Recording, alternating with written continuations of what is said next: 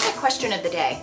I've told you guys that I have been finding myself really paying attention to this whole television commercial thing. I'm fascinated by where television commercial and that whole, sorry, I was something outside, where that whole concept is going to go in the future. And as I'm paying attention, the thing that I'm paying attention to most particularly is car advertising. Of course, I'm a little biased because I was part of the Ford Fiesta movement, so full disclosure here. But when I look at these car commercials, what blows my mind, especially around the holidays, are when they advertise cars, which, you know, you're talking about a 5-figure investment.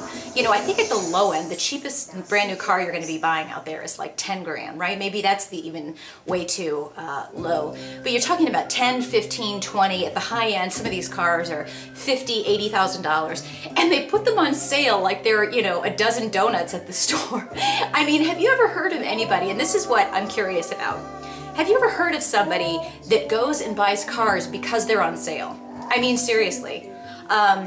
It's not like it's something that we stock up on, you know, like, hey honey, eggs are on sale, why don't you buy a few dozen and stock up? Do you think that they say that about cars? Like, oh my god, honey, Toyota's on sale, let's go buy 3 or 4, just in case when the kids grow up, we've got a couple extra cars sitting around. They're on sale after all. I mean, seriously, why are you, I'm just confused, and maybe I'm clueless, but why would car manufacturers advertise really on the price? Because in my opinion, the way that I observe most people and their purchases of cars, if they're buying a new vehicle, they have an idea what they want. They're buying it more for the features, and once they decide what they want as far as features and looks, then they're going to worry about the price. I don't think they decide on price first, and then that's just where they go.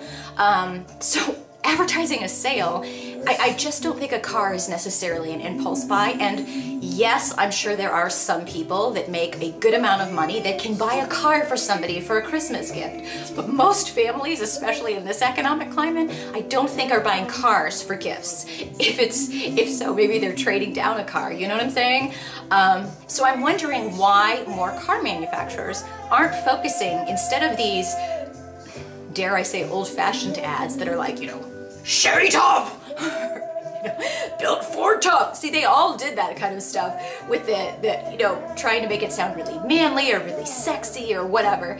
Focus on the features of the car that matter to mommies, that matter to the young kids that are just, you know, getting out of high school, that matter to the single woman, that matter to the business person.